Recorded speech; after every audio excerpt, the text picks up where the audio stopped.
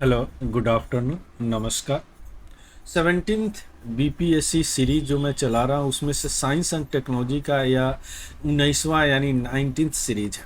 इस सीरीज में हम डिस्कस करने वाले हैं जीरो डेब्रिज चार्टर यानी शून्य मलबा चार्टर क्या है। इस पे कंट्री साइन किए हैं, इंडिया किया है कि नहीं किया है, डेब्रिज क्या होता है या कहाँ से आया, इंडिया का क्या इनिशिएटिव है, ये सारे डिस्कस करें। इसके अलावा डिजिटल अरेस्ट की बात करेंगे, यानी अरेस्ट आप समझते होंगे कि हाँ कोई जाके हथकड़ी लगा दिया या पकड़ के रखा कहीं पे फिजिकली रूप से, लेकिन यह डिजिटली अरेस्ट है, यानी डिजिटल रूप से अरेस्ट, कोई फिजिकली प्रेजेंट नहीं होता है। जिससे इससे पहले मैं आई थिंक सीरीज नंबर 5 में मैं डिस्कस किया हूँ साइबर किडनैपिंग, है ना, यानी फिजिकली कोई नहीं है लेकिन फिर भी लोग कनेक्ट कर लेता है तो उसे किडनैप कर लेता है। उसी तरह यह डिजिटल अरेस्ट है। तो चलिए एक एक करके हम शुरू करते हैं। तो जीरो डेब्रिज चार्टर पे साइन हो चुके हैं, बहुत सारी देखिए यह चार्टर पे साइन करने वाले हैं। तो अब हम देखेंगे कि एक्चुअली जीरो डेब्रिज चार्टर है क्या। देखिए जीरो डेब्रिज चार्टर जो है उसमें 12 कंट्री यानी 12 नेशन जो है वह साइन कर चुके हैं। कहाँ पे? ईएसए और EU space council. ESA means होता है यूरोपियन स्पेस एजेंसी, जिस तरह हमारे पास है इसरो, है ना, जो स्पेस टेक्नोलॉजी से रिलेटेड एपेक्स इंस्टीट्यूशन है। Indian space research organisation, America के पास है नासा, है ना, जापान के पास है जक्सा। तो उसी तरह या यूरोपियन यूनियन के पास है यूरोपियन स्पेस एजेंसी। कब? 23 मई 2024। अब यह क्या करेगा, यह चार्टर जो है जीरो डेब्री चार्टर या डेब्री से रिलेटेड है, यानी मलबा से रिलेटेड है। मलबा मीन्स क्या? स्पेस का मलबा, अंतरिक्ष का मलबा भी हम देखेंगे। तो यह एक तरह का कमिटमेंट है सारे कंट्री में कि लॉन्ग टर्म सस्टेनेबिलिटी बनाएंगे ह्यूमन एक्टिविटी का, जो कि स्पेस ऑर्बिट में है। स्पेस ऑर्बिट मीन्स या जो अर्थ है इसमें जो सैटेलाइट वगैरह डाले जाते हैं, इसमें बहुत सारे मलबा हो गए हुए हैं, है ना। तो यह एक जीरो मलबा के व्यवस्था के लिए किया गया है। इसमें 12 कंट्री के अलावे यूरोपियन स्पेस एजेंसी भी साइन किए हैं, है ना, जीरो डेब्री चार्टर पर एज ए इंटरनेशनल ऑर्गेनाइजेशन। यह क्या है? एक इंटरनेशनल ऑर्गेनाइजेशन है। इसमें बहुत सारे कंट्री मिलके यूरोपियन यूनियन बना है, तो सब बहुत सारे कंट्री मिलके यूरोपियन स्पेस एजेंसी। क्लियर? तो डेब्रिज, अब इसके लिए अब ये डेब्रिज कई बार मैं बोला मलबा, अंतरिक्ष मलबा, तो एक्चुअली होता क्या है स्पेस डेब्रिज, सबसे पहले यह समझना पड़ेगा, है ना। चलिए आइए, स्पेस डेब्रिज को स्पेस जंक भी बोलते हैं या स्पेस डेब्रिज बोलते हैं। वह होता है कोई पीस, किसी भी तरह का टुकड़ा, मशीन का टुकड़ा या किसी भी तरह का मलबा जो कि ह्यूमन द्वारा स्पेस में छोड़ दिया गया हो, उसको स्पेस डेब्रिज बोलते हैं। क्लियर? कोई मलबा, कोई टुकड़ा जो ह्यूमन द्वारा स्पेस में, और स्पेस आपको पता है कब शुरू होता है? From the mean sea level to 100 kilometre. तो ये आपका अपना स्पेस है, जिस देश के नीचे होगा आकार हुआ वो उसका होगा, लेकिन 100 किलोमीटर से ऊपर दैट इज कॉल्ड स्पेस, अंतरिक्ष, या सबके लिए फ्री होता है। तो यहाँ पे अगर कुछ डालते हैं आप तो स्पेस डेब्रिज में आता है, और यह सबके लिए फ्री होता है। यहाँ पे जो भी क्राफ्ट चलते हैं उसको स्पेस क्राफ्ट बोलते हैं, और इसके नीचे जो चलते हैं उसको एयरक्राफ्ट बोलते हैं। याद रखिएगा ये सारी चीजें, है ना। तो अब इसमें बिगर ऑब्जेक्ट भी हो जा सकता है, जैसे कोई सेटेलाइट डाला गया, वह सेटेलाइट का काम खत्म हो गया, यानी पेलोड कैमरा वगैरह काम करने बंद कर दिए, हमने कनेक्शन यहाँ से हटा लिया, लेकिन ये तो घूम रहा, ये तो यहीं पे है। या लॉन्च व्हीकल से डालते हैं, लॉन्च व्हीकल का जो लास्ट स्टेज होता है वह सेटेलाइट डालने के बाद डेब्रिज ही बन जाता है ना। इसके अलावा कैसलर सिंड्रोम में भी देखेंगे, जिसके कारण डेब्रिज एक चेन रिएक्शन की तरह फैल रहा है ना। क्लियर? तो कोई डेड सेटेलाइट हो गया, या कोई फेल्ड हो गया सेटेलाइट, या कोई अपना मिशन खत्म कर दिया, ये सारे क्या स्पेस डेब्रिज ही बन के हो जाते हैं। या कोई स्मॉल थिंग भी हो सकता है, जैसे बिट ऑफ सेटेलाइट का कोई टुकड़ा हो सकता है, कोई पेंट का फ्लैग हो सकता है जो कि रॉकेट से गिर गया हो, या रॉकेट का लास्ट स्टेज का टुकड़ा हो सकता है। ये सारे स्पेस डेब्रिज बोले जाते हैं। देखिए हमारे स्पेस का क्या स्थिति है। इस तरह सैटेलाइट स्पेस में है, जो कि लो अर्थ ऑर्बिट में सबसे ज़्यादा है, चूँकि सभी कंट्री उसी में ज़्यादा डालते हैं, चूँकि वह अर्थ ऑब्जर्वेशन सैटेलाइट होता है अर्थ को ऑब्जर्व करने के लिए। और इस तरह स्थिति है हमारे अर्थ का। तो इसमें कई बार होते हैं कि जो भी पुराने नए सेटेलाइट आएंगे वो टकराने का डर रहता है, इसलिए आइडियल जो दो सेटेलाइट के बीच की दूरी होती है वो 2 किलोमीटर मानी जाती है। क्लियर। अब इसी को लेके एक कैसलर जो साइंटिस्ट थे नासा का, जिनका पूरा नाम है डोनाल्ड जे कैसलर, उन्होंने एक कैसलर सिंड्रोम दिया था। सिंड्रोम मीन्स आप बीमारी वगैरह में सुने होंगे। सिंड्रोम मीन्स होता है कि एक तरह का कई बीमारियों का सिम्टोम, यह एक बीमारी नहीं है, एक तरह का एक सिंड्रोम है ना, पहचान है। तो अब कैसलर सिंड्रोम क्या है, या नासा साइंटिस्ट जो है डोनाल्ड जे कैसलर 1978 में प्रपोज किए थे। इन्होंने कहा था कि आप स्पेस डेबरी जो है ऑर्बिट में बढ़ रहा है, एक्चुअली ये लो अर्थ ऑर्बिट के लिए इनका ये था, स्पेस डेबरी बढ़ रहा है, यानी अब डेबरी जो है लगभग 20 से 25 हजार किलोमीटर पर आवर से मूव करता है अर्थ के ऑर्बिट में। अगर कोई दो टुकड़ा टकरा गया तो इसके जो फ्रेगमेंट बनेंगे वह इधर टकराएंगे, किसी और से टकराएंगे, इसके फ्रेगमेंट मिले में इसके फ्रेगमेंट से किसी और को टकराएंगे, यानी क्या हो जाएगा, एक चेन रिएक्शन बन जाएगा। कहाँ पे? लो अर्थ ऑर्बिट में, जो एक नया स्पेस जंक क्रिएट करेगा। और एक समय ऐसा आएगा कि अर्थ का जो ऑर्बिट होगा अनयूजेबल हो जाएगा, यानी यूज करने लायक, इस्तेमाल करने लायक नहीं रहेगा। यह है कैसलर सिंड्रोम, जे डोनाल्ड जे कैसलर बोले थे। तो इसीलिए आप जो लो अर्थ ऑर्बिट है उनको जल्दी से आप साफ कीजिए। अब देखिए यहाँ पे अभी हमारे जो एलन मस्क है वह लगभग 45,000 सेटेलाइट लो अर्थ ऑर्बिट में डालने वाले हैं इंटरनेट के लिए, जिसमें से कहीं मैं पढ़ा था लगभग 16,000 वो डाल चुके हैं। तो ये क्या होगा, इतने सेटेलाइट डल रहे हैं, उसमें और भी जो कचरा है वहीं अगर उसको साफ नहीं किया जाए तो क्या स्थिति होगा, आप खुद समझ सकते हैं, है ना। अब आते हैं, तो आप समझ गए कि डेबरीज। अब आते हैं मेन पॉइंट पे कि एक्चुअली जीरो डेबरीज चार्टर क्या है। देखिए, जीरो डेबरीज चार्टर एक एफर्ट है, एक प्रयास है देशों के द्वारा जो कि डेबरीज न्यूट्रल करे स्पेस को 2030 तक, यानी 2030 तक स्पेस को डेबरीज सारे को हटा दे, यानी सारे कचरा को हटा दे। या ये से European space agency space summit में, या सबसे पहले 2 नवंबर 2023 में इसका खुलासा हुआ था, इसको ओपन किया गया था। इसमें अभी 12 कंट्री जो साइन किए हैं वो ऑस्ट्रिया है, बेल्जियम है, साइप्रस है, एस्टोनिया है, जर्मनी है, लिथुआनिया है, पोलैंड है, पुर्तगाल है, रोमानिया है, स्लोवाकिया है, स्वीडन है, यूनाइटेड किंगडम है ना। इन्होंने इस चार्टर पर साइन कर दिया। अब यहाँ पे ये क्वेश्चंस बड़ा अच्छा बन सकता है आपकी पीटी के लिए, बीपीएससी के लिए, कि क्या इंडिया ने साइन किया है, तो अभी तक नो, याद रखिएगा। इसके अलावा मोर देन 100 ऑर्गेनाइजेशन है जो ऐसो प्रोमिस किए हैं साइन करने के, जिसमें से इंडिया भी है, जो कि बोला है कि हाँ देखते हैं हम साइन करते हैं। क्लियर। अब इस चार्टर का महत्व क्या है, तो अभी तक तो समझ गए हैं कि चार्टर का महत्व क्या है, कि डेबरीज को ख़त्म करना। चूँकि अभी हम जो भी है डिजिटल अगर दुनिया बन रहा है, डिजिटल अगर इंडिया बन रहा है, तो इसमें सबसे बड़ा योगदान सैटेलाइट का है, स्पेस टेक्नोलॉजी का है ना। तो आइए सिग्निफिकेंस ऑफ चार्टर, यानी क्या महत्व है इस चार्टर का। यह चार्टर पहली बार किसी कंट्री को इस तरह के चार्टर पे, इस विश्व में पहली बार कंट्रियों ने मिलकर इस तरह का प्रोग्राम बनाया है नेशनल लेवल पे कि चार्टर को साइन किया जाए। इसके अलावा यूरोप जो है या लीडर बना है इसमें, चूंकि ईएसए समिट में यह साइन किया गया है ना।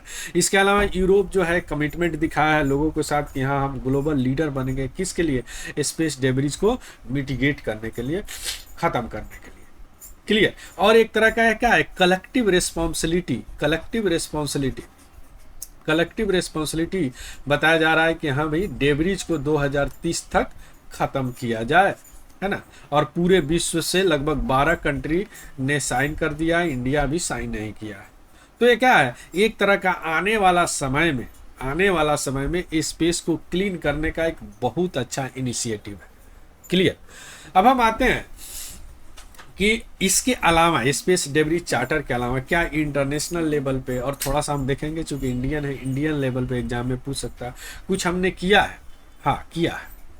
स्पेस डेबरीज मिटिगेशन के लिए, उसको मिटिगेट करने के लिए, हटाने के लिए हमने इंटरनेशनल लेवल पर inter agency space debris coordination committee है जो वर्ल्ड वाइड कोऑर्डिनेट करता है स्पेस डेबरीज के एक्टिविटी के। इंडिया भी इसमें, इंडिया में हमने क्या किया, डेबरीज फ्री स्पेस मिशन शुरू किया है जो कि 2030 तक या इसके ISRO system for safe and sustainable space operation management ISO 4M के तहत स्पेस डेब्रिज को ख़त्म करने का कोशिश करी। इसके अलावा हमने प्रोजेक्ट नेत्रा भी शुरू किया।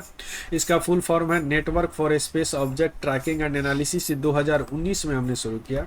यह भी स्पेस डेब्रिज को मिटिगेट करेगा, है ना, यानी स्पेस के सिचुएशन के लिए हमको अवेयर करेगा, जिसको स्पेस सिचुएशनल अवेयरनेस बोलते हैं। क्या बोलते हैं?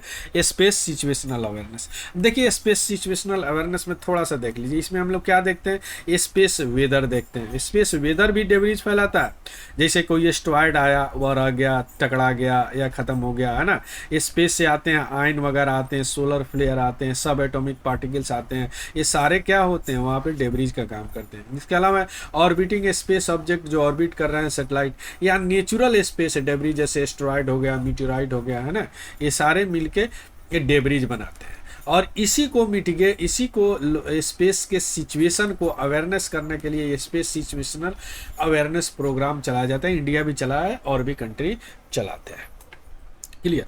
अब इसको मिटाने के लिए बहुत सारे उपयोग किए जाते हैं स्पेस डेब्रिज को ख़त्म करने के लिए, जैसे नेट कैप्चर होता है। इसके अलावा एक नेट भेजा जाता है, जो भी डेब्रिज होते हैं वो कैप्चर कर लेते हैं सैटेलाइट के माध्यम से। हार्पून कैप्चर बोले जाते हैं। इसमें भी एक तरह का सैटेलाइट पैनल मटेरियल होता है जो इसको खींच लेते हैं, है ना। इसके अलावा डी ऑर्बिटिंग प्रोसेस होता है, जैसे हमने कई सैटेलाइट को किया है, यानी जब सैटेलाइट का आयु खत्म हो गया तो उसमें अगर फ्यूल बचा हुआ तो इसको डी ऑर्बिट कम करते करते करते करते इन्वायरमेंट में गिरा देते हैं, है ना। इसके अलावा विजन बेस्ड नेविगेशन होता है, इसमें लीडार कैमरा वगैरह होते हैं जिससे डेब्रिज को नीचे ग्राउंड पर खींच लेते हैं। तो ये सारे काम हम लोग कर रहे हैं। क्लियर। तो ये हो गया डिजिटल जो डेब्रिज चार्टर पर साइन करने वाला। दूसरा जो हम लोगों ने शुरू किया था डिजिटल अरेस्ट, यानी डिजिटल अरेस्ट क्या होता है? क्योंकि डिजिटल अरेस्ट के मामले अभी इंडिया में बहुत तेज़ी से बढ़ रहे हैं, बहुत तेज़ी से बढ़ रहे हैं डिजिटल अरेस्ट के मामले। तो आइए डिजिटल अरेस्ट होता क्या है देखिए। यूनियन होम मिनिस्ट्री जो एक अलर्ट जारी किया है सारे पुलिस डिपार्टमेंट को, पूरे देश के पुलिस डिपार्टमेंट के, जिसमें स्टेट और यूनियन टेरिटरी दोनों आते हैं, कि भैया डिजिटल अरेस्ट का केस बढ़ रहा है इंडिया में। और इसके अलावा Indian cyber crime coordination centre जो मिनिस्ट्री ऑफ होम मिनिस्ट्री के अंतर्गत काम करता है, जो कि यह साइबर से रिलेटेड अपराध को या टैकल करता है, इन्होंने लगभग 1000 स्काइप आईडी को ब्लॉक कर दिया है ना। माइक्रोसॉफ्ट से मिलजुल के काम किया कि चूंकि ये बढ़ा रहे थे क्या, डिजिटल अरेस्ट, है ना। और I4C आपको पता है मिनिस्ट्री ऑफ होम अफेयर्स के अंतर्गत आता है। ये भी पूछ सकता है कि I4C किसके अंतर्गत आता है? मिनिस्ट्री ऑफ होम अफेयर्स के अंतर्गत आता है। और यह कोऑर्डिनेट करता है मिनिस्ट्री के साथ मिलके साइबर क्राइम जो देश में होता है, वह देश में जो साइबर क्राइम होता है उसको कोऑर्डिनेट करता है। और होम मिनिस्ट्री और मिनिस्ट्री के साथ मिलके या और मिनिस्ट्री के साथ मिलके और उसके एजेंसी को मिलकर, जैसे RBI हो गया, अदर एजेंसी हो गया, इस क्रिमिनल एक्टिविटी को रिड्यूस करते हैं, मिटिगेट करते हैं, कम करते हैं, है ना। अब हम आते हैं, ये तो समझ गए साइबर थे, या साइबर है कंप्यूटर से होता है ना, इसमें वर्चुअली सारे चीज होते हैं। तो 4 तरह के प्राइमरी थ्रेट होते हैं साइबर स्पेस में। साइबर स्पेस मीन्स फिजिकली कुछ नहीं होता, स्पेस सारे वर्चुअल होते हैं। जैसे थोड़ा सा ले लीजिए ज्ञान, इस मामले में भी साइबर वार होता है ना। साइबर वार जैसे अभी आपने देखा ना, एक मैं वीडियो भी बनाया हूँ, देखिएगा। लेबनान में पेजर अचानक, वॉकी टॉकी अचानक विस्फोट होने लगी है, क्या एक तरह का साइबर वार है। कुछ नहीं किया गया, उसके सॉफ्टवेयर उसके हार्डवेयर में कुछ चेंज किया गया, अपने आप विस्फोट होने लगा। साइबर स्पोनोज, ये भी इजराइल वगैरह खूब करते हैं, यानी आप मोबाइल में बात कर रहे हैं, कुछ सॉफ्टवेयर ऐसे डाल दिए कि अपने आप, इंडिया में भी इस तरह के कई घटने हुए। साइबर क्राइम ये आता है साइबर क्राइम के अंतर्गत, जैसे क्रिमिनल एक्टिविटी हो, किसी को अरेस्ट कर लिया, किसी को किडनैप कर लिया। और साइबर टेररिज्म, इजराइल लिबलाइन में रहे सारी चीज़ साइबर टेररिज्म के अंतर्गत आते हैं। तो ये मोटा मोटी साइबर जो अभी हम कर रहे हैं वह क्या है, साइबर क्राइम के अंतर्गत आता है। क्या आता है? साइबर क्राइम के अंतर्गत आता है। ये थोड़ा सा बैकग्राउंड दे दिया। अब आते हैं हम क्या, डिजिटल अरेस्ट क्या है। आइए, डिजिटल अरेस्ट क्या होता है? डिजिटल अरेस्ट ध्यान से समझिएगा, एक नया और इनोवेटिव टैक्टिक है साइबर क्रिमिनल के लिए। यह साइबर क्राइम है तो साइबर क्रिमिनल के लिए, जो कि विक्टिम जो पीड़ित होते हैं ना, उसे पैसे ऐंठने के लिए, है ना। यह एक मेथड ऐसा होता है, ध्यान दीजिएगा। जो साइबर क्रिमिनल होता है वो अपने आप को लॉ इन्फोर्समेंट एजेंसी बताते हैं, जैसे हम पुलिस है, ईडी का हम आदमी है, सीबीआई का हम आदमी है, इस तरह का कुछ। और जो भी विक्टिम होता है उनका कुछ ऐसा क्लू पहले पता कर लेते हैं, जैसे मान लीजिए कि या विदेश में कुछ भेज रहे हैं अपने बेटा बेटी या कोई नियर डियर के पास, यह पता कर लिए। उसके बाद में इन्होंने जैसे पैकेट भेजा, अब इस पैकेट के सारे इंफॉर्मेशन इनके पास है, क्योंकि इनको या डिजिटली अरेस्ट करना है। इसके बाद में इन्होंने इनको फ़ोन किया, फ़ोन क्या किया, या कि एक तरह का ऑनलाइन फ़ोन किया, सॉरी थोड़ा सा सर्दी खांसी हो गया है ना। और उसके बाद में इन्होंने कहा कि आपने जो पैकेट भेजा है वह हम ईडी से बोल रहे हैं, इस पैकेट में आपको कोई इलीगल मटेरियल था, स्मैक था, गांजा था, चरस था, कुछ भी बोल देंगे। यह पैकेट यहाँ है, आपको पुलिस थोड़ा देर में कॉल करेगा, इस तरह करके। और आप घर पे ही रहिएगा, कहीं नहीं जाइएगा, हमसे आप कांटेक्ट में रहिएगा, any time on time online रहते हैं। उसके बाद में धीरे धीरे इस तरह का ऑफिस बनाएंगे, इस तरह का सारे व्यवस्था करेंगे, और इनको प्रूफ हो जाएगा कि हाँ या ईडी या सीबीआई का आदमी है। उसके बाद में यहीं से कंप्रोमाइज करना शुरू करेंगे और पैसे लेंगे, फिर सारे काम हो जाएंगे। यानी इनको घर में ही डिजिटली अरेस्ट कर दिया, कहीं जाने की जरूरत नहीं है।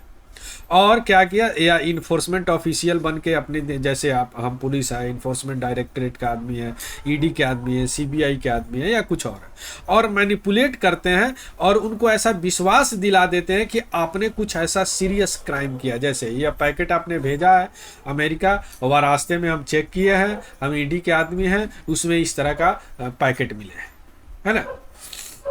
उसके अलावा वह डिजिटली अरेस्ट हो जाते हैं, यानी सेल्फ अरेस्ट हो जाते हैं, सेल्फ क्वारंटाइन हो जाते हैं, और इस तरह के वह पैसे या मनी ले लेते हैं। तो this is called the digital arrest, clear है ना। तो इस तरह विक्टिम जो क्या है, डिजिटली अरेस्ट हो जाते हैं, है ना। यानी उनको मजबूर कर दिया जाता है कि हमेशा विजिबल रहे स्काइप या जो कोई भी आईडी होता है जो ऑनलाइन बात करते हैं, वह वीडियो कॉल बात करते हैं, है ना, कॉन्फ्रेंसिंग करते रहेंगे जब तक उनका डिमांड पूरा न हो जाए, है ना। इस तरह के साइबर क्रिमिनल अपना एक स्टूडियो यूज करते हैं जो एकदम लगता है कि जैसे पुलिस स्टेशन है या ईडी का ऑफिस है या सीबी, उसी तरह का यूनिफॉर्म पहने होते हैं जो कि लॉ इन्फोर्समेंट एजेंसी के आते हैं। वह पिक्चर और आइडेंटिटी इस तरह का यूज करते हैं कि हम पुलिस वाले ही हैं, एक तरह का ऑथेंटिसिटी वह ऐसा कन्वे कर देते हैं और डिमांड करते हैं पैसे के लिए कि आप पैसे दे दो, कंप्रोमाइज कर देंगे, नहीं तो आपकी इज्जत जाएगा, प्रतिष्ठा जाएगा, इस तरह करके वह पैसे ऐंठ लेते हैं। जो ए पर्सन रहते हैं वह घर में ही रहते हैं और एनी टाइम ऑनलाइन रहते हैं, यानी डिजिटली इसको अरेस्ट बोलते हैं, क्लियर।